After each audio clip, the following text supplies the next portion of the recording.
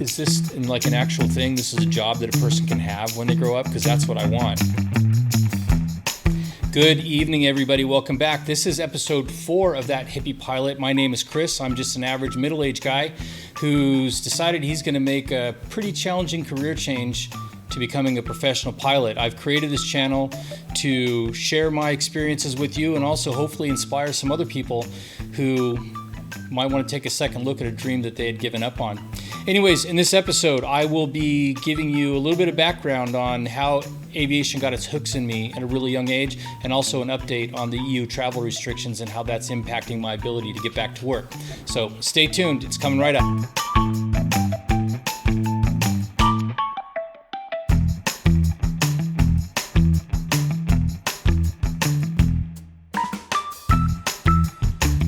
You never really know how much noise pollution there is in your neighborhood until you try to record something. So bear with me as I do this. As promised, I was going to give you a little bit of background on the things, the characters, the events that caused me to fall in love with aviation at a really young age. When I was just a tiny baby hippie, I was a member of a Navy family, and we traveled all over North America, ranging from the Florida Keys all the way out to the Aleutian Islands during my first 5 years of life.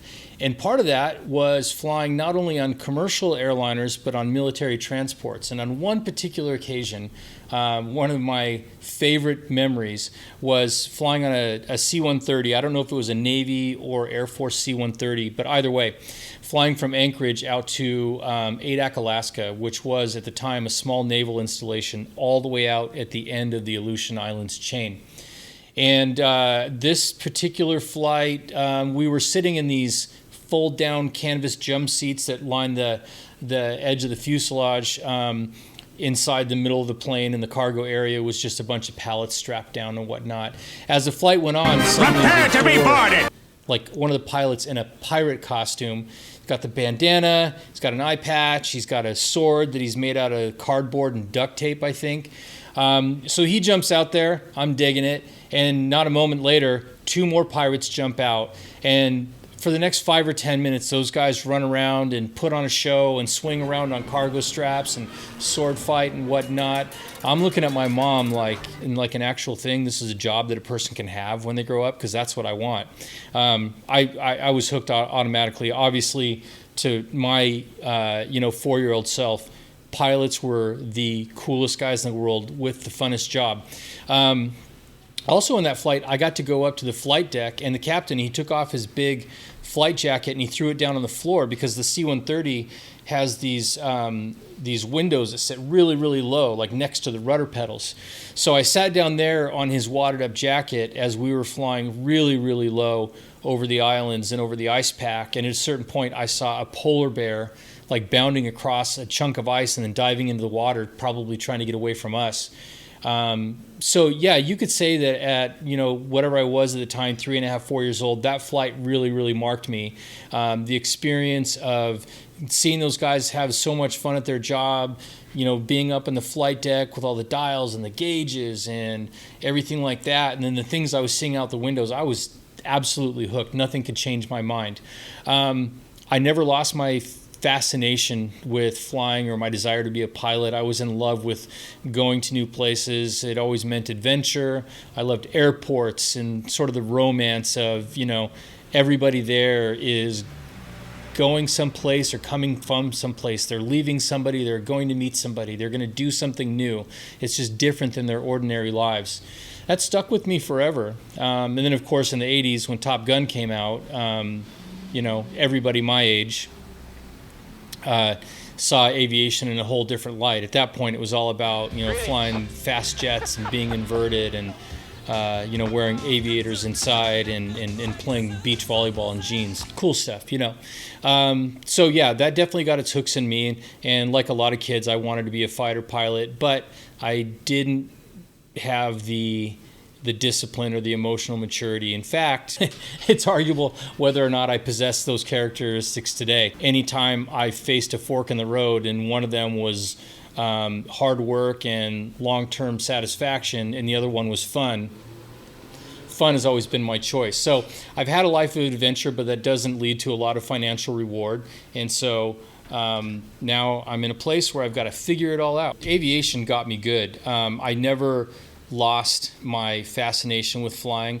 The first time that I ever got to get into a small airplane was the first time I flew one. And I heard an ad on the radio when I was stationed in Hawaii, and I went down and I paid my $45 for a discovery flight. I went up and spent about 45 minutes flying around the island, had a great time, and when I got back, my instructor asked me how many flight hours I had at the time, because I flew basically the entire discovery flight, everything except for the actual landing. And I said, I have 45 minutes. This is a discovery flight, right? So after that discovery flight, I knew that not only did I have a love and a fascination or passion for aviation, but I actually kind of had an affinity for flying. And I knew that I was doing the right thing. But, you know, life, as it happens for many of us. So here I am, many years later, still as in love with aviation as ever, but finally have found the headspace to make a firm commitment to make that career change and commit myself. So part of that actually is I'm currently a student in Liberty University's online Bachelor's in Aviation program, and I've got about 2 semesters left in that. The reason I mention it is because next week I'm going to post a project that I did for my GPS navigation class, because I think that some of you may be interested in taking a look at that. It's not very long, but I did a little bit of a project on ForeFlight and some of the features that I find most beneficial to my flying. So that's a little bit of the background. I wanted to keep it a little bit shorter this time, because if you get me going, I can talk for hours, and honestly, it's kind of brutal. Now, to the EU travel restriction thing.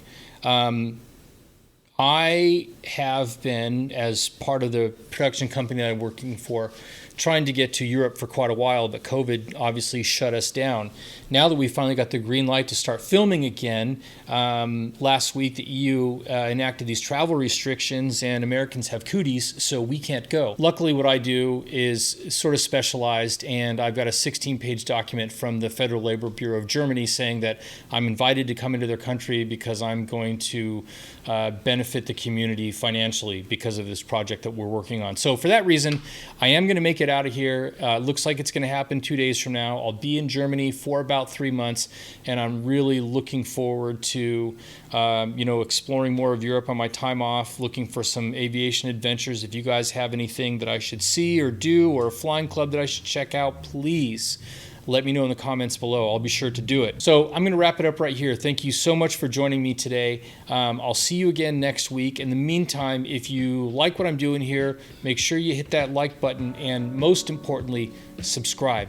That will help make sure that the content that I'm putting out is getting in front of the right people, so that hopefully not only do I get to have a permanent record of what I'm doing as I go through this process, but it might catch the eye of somebody else who just need a little extra nudge to explore their curiosity about aviation. So thanks again. Leave your remarks. I'll see you on the other side.